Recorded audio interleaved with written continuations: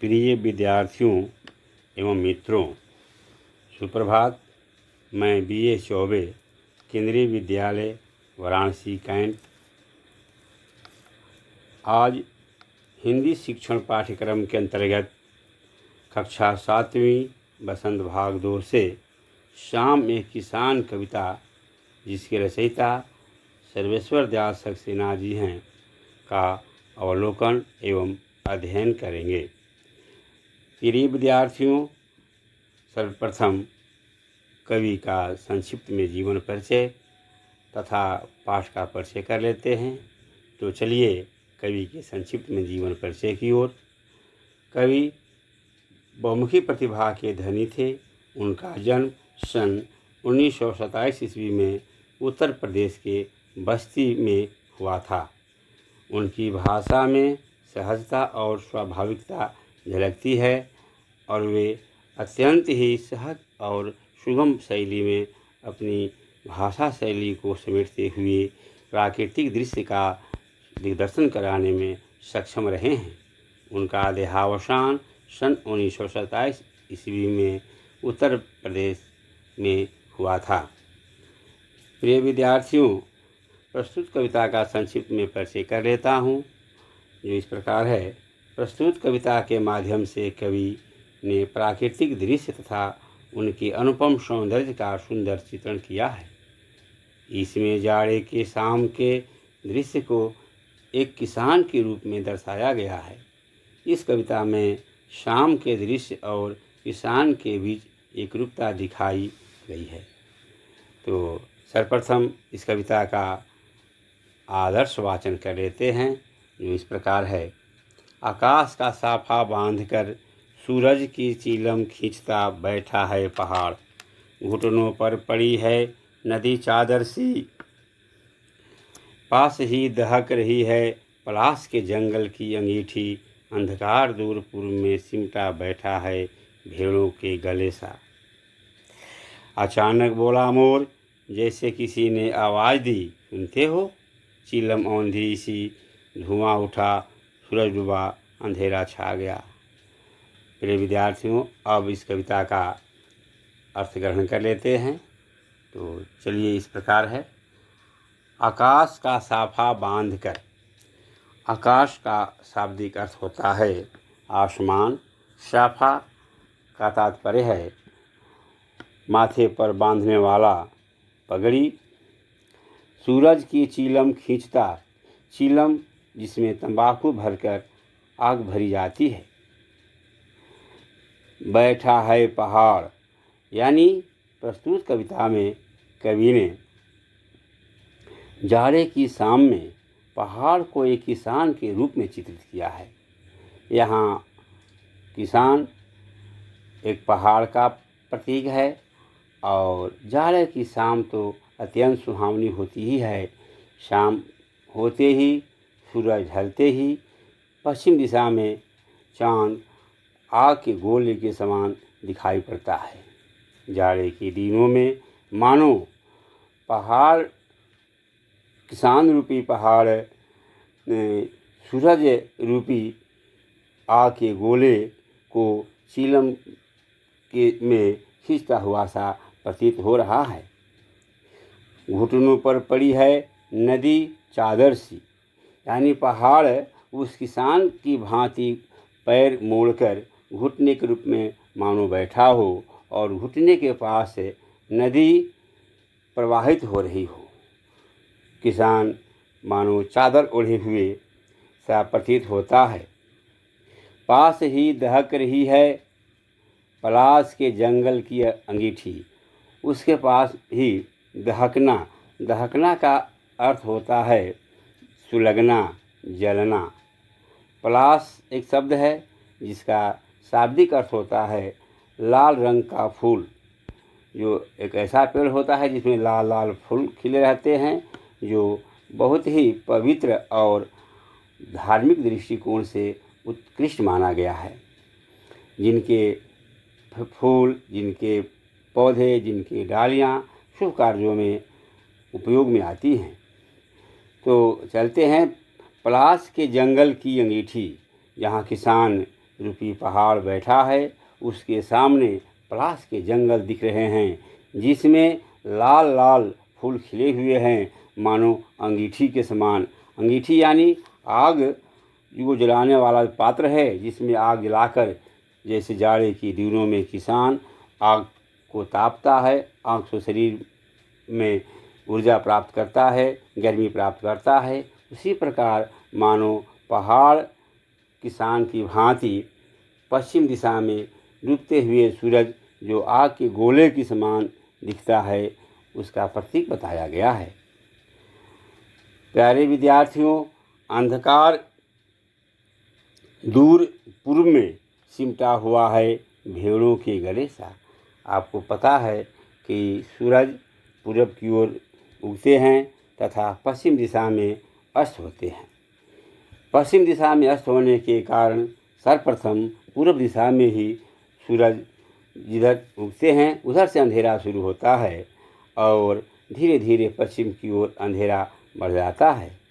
तो कवि ने बताया है कि अंधकार दूर पूर्व में सिमटा बैठा है भेड़ों के गले सा। भेड़ों के समूह के समान मानो पूरब दिशा की ओर अंधकार फैलता जा रहा है।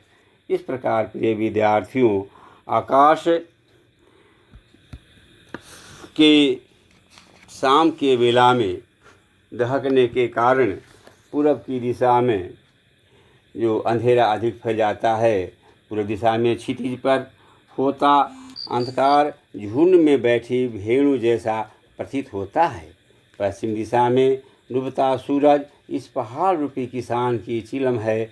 यह सारा वातावरण शांत दृश्य का उद्बोधन करता है, शांत दृश्य की ओर संकेत करता है। तो चलिए आगे बढ़ते हैं। अचानक बोला मोर, जैसे किसी ने आवाज़ दी, सुनते हो? चिलम औंधी, धुआं उठा, सूरज डूबा, अंधेरा छा गया। अचानक, अचानक का अर्थ होता है एकाएक, और औंधी मन उलटी पलट दी, उलटना पलटना, और डूबा, डूबना माने अस्त होना।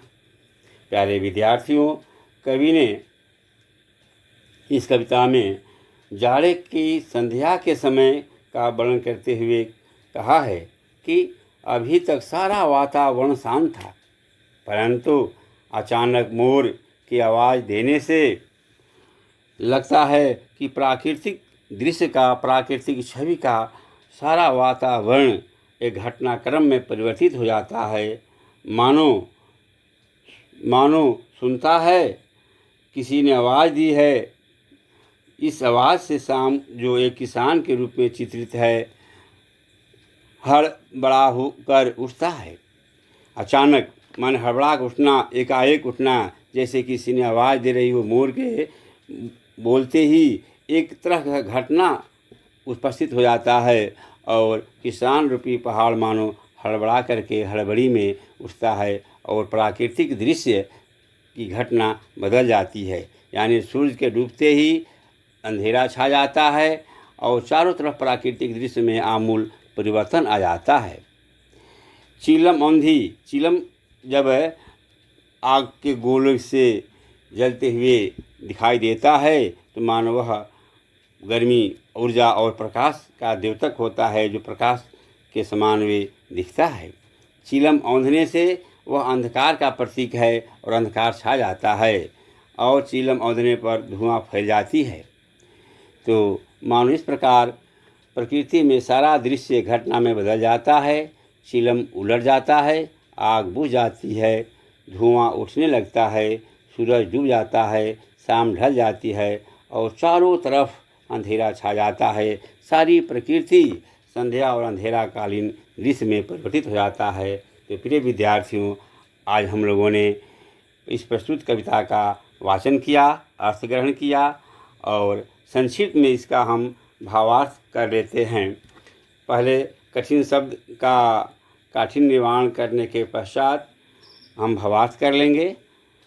साफा का अर्थ है पगड़ी, पलाश का अर्थ है एक प्रकार का पेड़, चीलम यानी कटोरी के आकार का नालीदार एक मिट्टी का बर्तन जिस पर तंबाकू जलाकर उसका धुआं पीते हैं।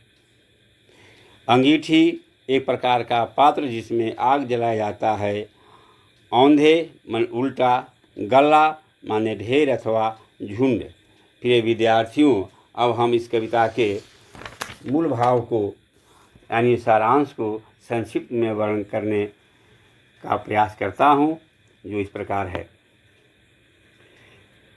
प्रिय विद्यार्थियों, प्रस्तुत कविता में कवि ने जाड़े के शाम की प्राकृतिक दृश्य का चित्रण किया है। उसे देखकर ऐसा लगता है मानो शाम एक किसान हो। इस प्राकृतिक दृश्य में पहाड़ बैठे हुए किसान की तरह दिखाई दे रहा है। आकाश और उसके सिर पर बंधे साफे के समान पहाड़ के नीचे बहती हुई नदी, घुटनों पर रखी चादर सी, पलाश के पेड़ों पर खिले लाल लाल फूल जलती हुई अंगीठी के समान प्रतीत होता है। मानो वह अंगीठी के समान जलती हुई सारी प्रकृति को प्रकाशित कर रही हो, देदीप्यमान कर रही हो। पूरब क्षितिज पर घना होता अंधकार, झुंड में बैठी भेड़ों जैसा, और पश्चिम दिशा में डूबता सूरज चिलम पर सुलगती आग के समान दिख रही है।